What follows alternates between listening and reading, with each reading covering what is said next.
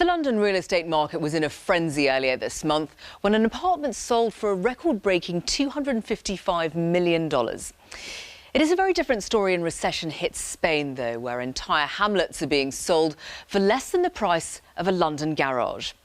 But with many buildings dating back to the 15th century, these rural charmers are very much what estate agents might call a renovator's delight. Amos Roberts went to Galicia to investigate.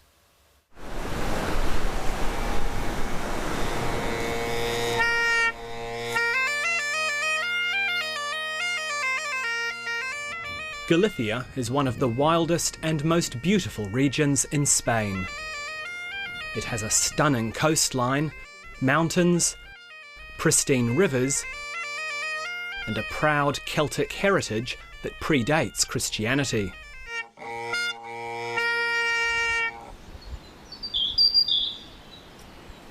But there are curiously few inhabitants to enjoy it all.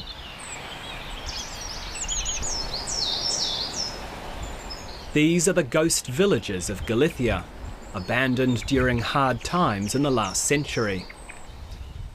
Cuando paso por estos pueblos, lo que me da es muchísima nostalgia de pensar que, bueno, que están abandonados, que podían tener otro tipo de vida. Y sin embargo, bueno, pues ya veis, no hay una persona, nos encontramos únicamente con un gato y tendrían que estar llenos de gente y llenos de vida. But now there are hopes the current economic crisis might actually help revive these ruins. Well, I think you'll find this property is a property with a great deal of potential. The houses need some attention, although one is completely livable now, in an old-fashioned way. Like any good real estate agent, Mark Atkinson knows how to accentuate the positive. It's absolutely beautiful. I prefer not to tell you any more until you see it.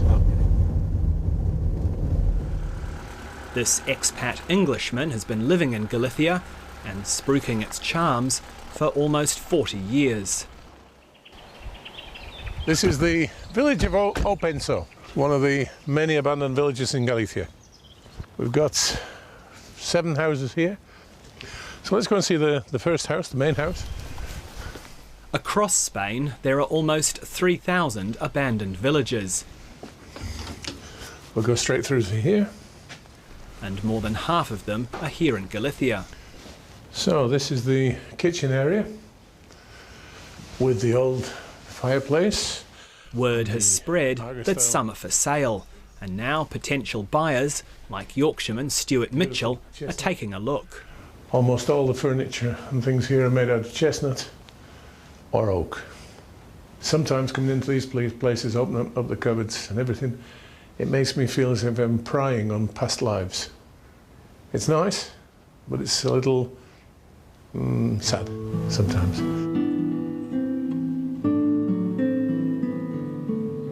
The family who lived here moved to Switzerland 40 years ago. They're old now, but for a long time they came back every year to keep it in order. When you look at things like this, it's, you know, a couple of 100 years, it's just amazing. Then there's another house here that just fell down. What do you reckon, Stuart? Certainly a lot to take in. Never bargained on this. Could you be in the market for a Spanish village? Possibly, yeah, I could be tempted. It's not just real estate agents getting excited about the prospect of a sale.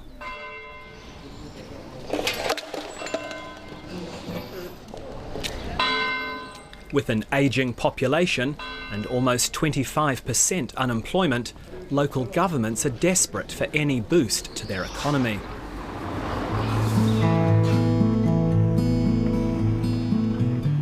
So they're more than happy to show around a prospective buyer or foreign journalist if it means bringing an abandoned village back to life. Estamos en San Cosmede. Este es un pueblo abandonado, tiene su origen en la época medieval. Si me acompañas, pues te enseño los rinconcitos que tiene. Javier González is the cultural officer for the Pantón Village Council. Aquí tenéis una vivienda tradicional del pueblo. Esta roca sirve de sustento a lo que es la edificación, se aprovecha los recursos naturales para hacerlo más consistente, porque no hay base en la construcción.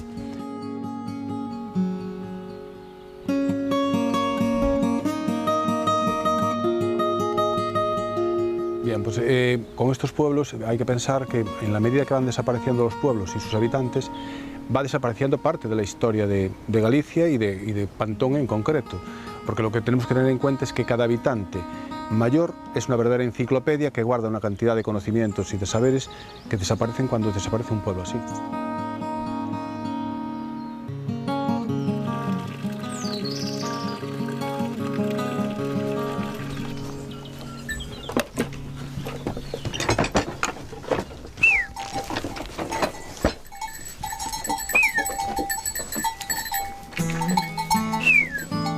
In Curel, the most remote and sparsely inhabited part of Galicia, there's a village that has already come back to life in a modest way.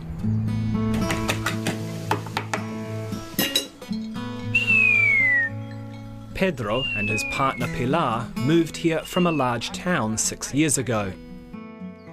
When they arrived, the village of Joreos had already been abandoned for 30 years. Their daughter, Tegra, was born here. Sí, claro. A mí sempre me gustou a montaña tamén e cando coñecemos o Courel, esta zona en concreto nos pareceu un auténtico paraíso, non? Entón...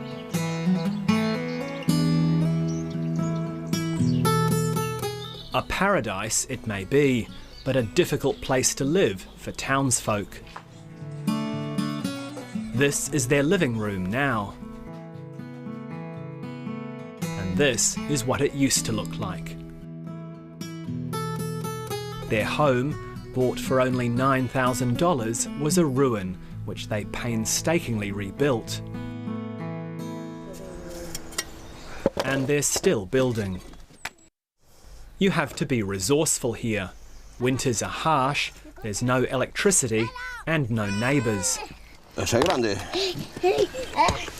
Sí, vale. Muy bien. Que ben escolles as pedras, Escóllelas moi ben.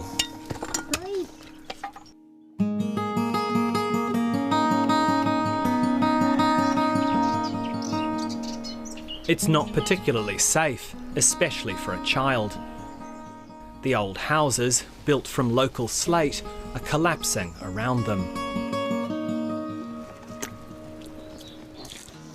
También da un poco de pena porque ves todo eso y supones todo el esfuerzo que le supuso a la gente que levantó estas casas sin maquinaria, cuando levantaban estas vigas que pesan lo que pesan y lo hacían a mano, todo, iban al soto por la leña, todo ese trabajo que quedará así perdido.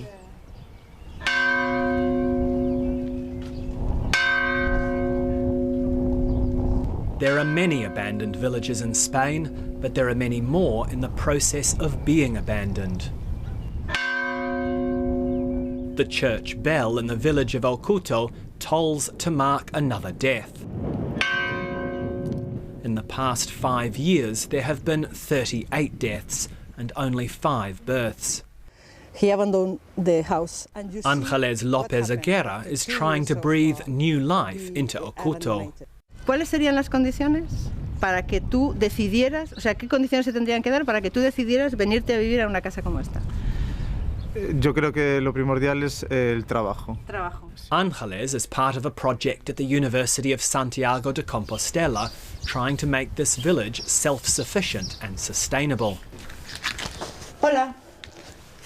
¿Qué tal? Buenos días. Hola, buenos días. ¿Cómo estás? Muy bien. They want to find out why people are leaving and what they can do to encourage them to stay. ¿Y con quién vives? Sola. ¿Y eso? ¿Tus hijos? Están en La Coruña. ¿Están en La Coruña trabajando? Sí. ¿Se marcharon de aquí por qué? Porque marcharon a estudiar, entonces aquí no hay trabajos. ¿Pero te gustaría estar aquí? Ay, sí, sí. Entonces traemos a tus hijos. Eso ya sería todo. ¿A que sí? Eso sería todo. Fantástico. Pero claro. That might actually be possible thanks to the dire state of the Spanish economy. ¿Y tú crees que ahora es más fácil el hecho de volver o no sería? O sea, ¿ahora habría más gente interesada en volver? Yo creo que lo que es Aldea ha cobrado un poco de fuerza en estos momentos tan complicados y de tanta crisis. Yo creo que todo el mundo tiene un terreno, una parcela donde poder cultivar, donde poder tener animales para poder comer. Es muy fácil. Ángeles also dreams of repopulating an abandoned village on Galicia's Costa da Morte, the coast of death. Claro. ¿Y estas están abandonadas? Sí, esta sería como alpendre o algo así. Un alpendre. Sí. She'd love to resuscitate the village of Candelago, but it's not completely abandoned. Recordo unha que todavía recordo ainda co fume da lareira, onde estaba a lareira. After spending many years abroad in Switzerland, José Colazzo returned to Candelago. He's now the last man left in the village. ¿Y por qué tú sí que decides quedarte aquí? Pues vim para aquí para estar, que sei, donde nací. Tierra. Donde nací, como digo, onde nace Pace.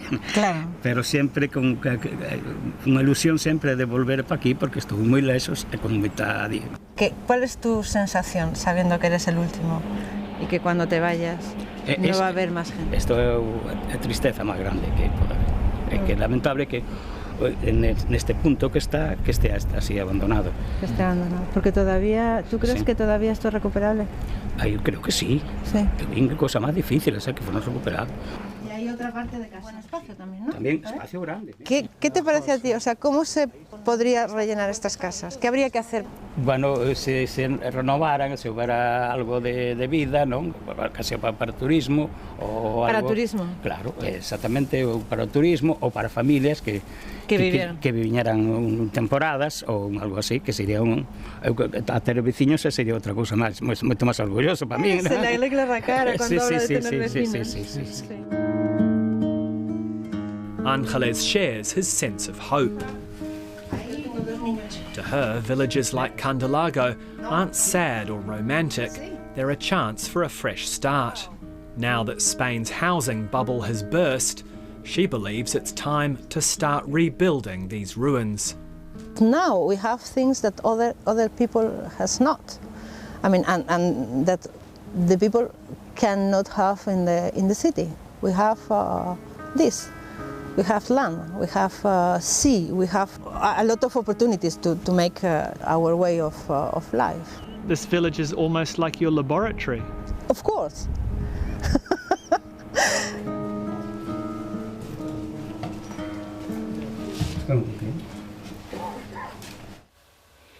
Amos Roberts reporting there.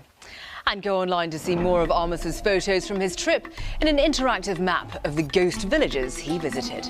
That's at sbs.com.au/Dayline.